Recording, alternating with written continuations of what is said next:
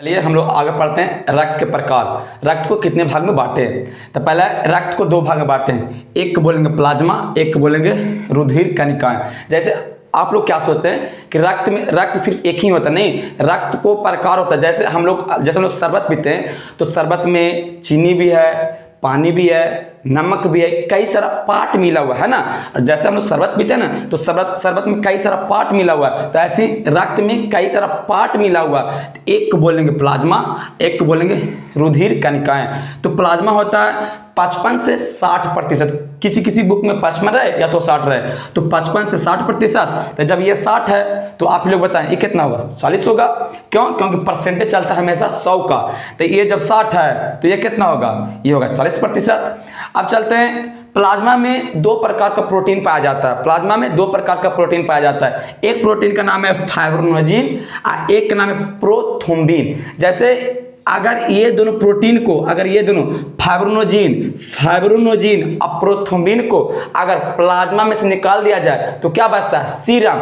Doctor इसी चीज को चेक करता है। जैसे हम लोग का खून चेक कराना है तो हम लोग खून का चेक नहीं होता, प्लाज्मा का चेक नहीं होता, सीरम का चेक होता है। प्लाज्मा में से दो प्रोटीन होता है, एक होता है फाइब्रिनोजिन, एक होता है प्रोथ्रोम्बिन। इसको डॉक्टर क्या करता है? एक शीशी में रखता है, उसके जमने के लिए कुछ देर छोड़ देता है, तो ऊपर जो पार्ट होता है उसी को बोलते हैं सीरम। डॉक्टर उसी को चेक करता है। यानी कि अगर प्लाज्मा में से दो प्रोटीन को निकाल दिया जाए, फाइब्रिनोजिन और प्रोथ्रोम्बिन, तो क्या बनता है? सीरम, जिसको बोलते हैं। डॉक्टर उसी को चेक करता है।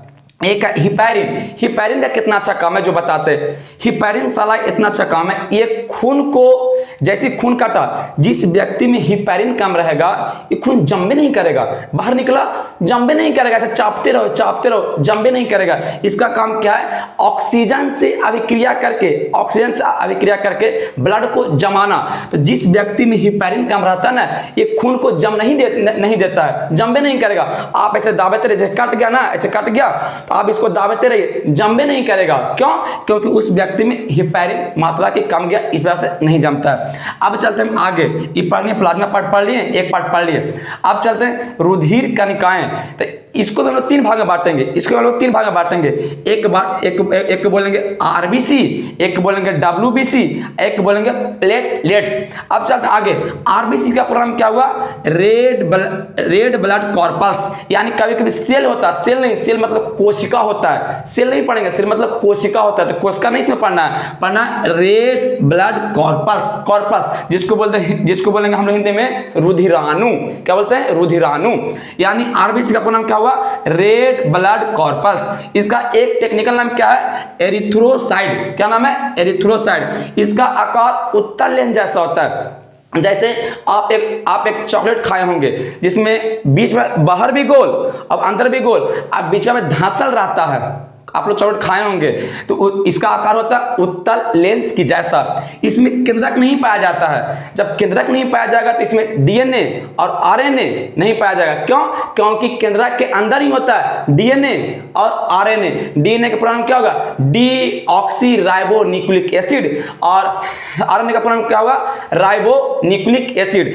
तो जब इसमें केंद्रक ही नहीं पाया जाएगा तो क्या डीएनए और आरएनए चेक होगा? नहीं चेक होगा। इसलिए जब हम लोग का डीएनए आरएनए चेक होता है ना तो आरबीसी से चेक नहीं होता है। अब चलते आगे, इसमें लाइसोसोम नहीं पाया जाता है, जिसको हम लोग कहते हैं आत्महत्या की थैली। आत्महत्या की थैली बोलते हैं लाइसोसोम को, इसमें लाइसोसोम नहीं पाया जाता है। आगे इसकी कमी से आरबीसी के अगर कम जाएगा ना तो आरबीसी की कमी से एनीमिया रोग होता है, एनीमिया की बीमारी होता है, इसकी कमी से एनीमिया रोग होता है।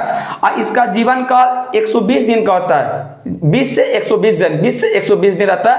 यानी इसका जीवन काल 120 दिन का होता है। आरबीसी में एक तत्व पाया जाता है जिसको बोलेंगे लोहा, एपी। ये इंपॉर्टेंट क्वेश्चन है, पूछेगा आरबीसी में कौन सा तत्व पाया जाता है तो बोलेंगे लोहा। लेकिन पूछेगा आरबीसी में क्या पाया जाता है तो क्या बोलेंगे? हेमोग्लोबिन, जिसके कारण हम लोग का रक्त लाल होता है। रक्त का लाल किसके कारण होता है? एचबी के कारण, जिसको बोलते हैं हम लोग हेमोग्लोबिन के कारण रक्त लाल होता है। अब पढ़ेंगे प्लेटलेट्स के बारे में, फिर आगे पढ़ेंगे डब्ल्यूबीसी के बारे में, फिर पढ़ेंगे प्लेटलेट्स के बारे में। आगे चलते हैं।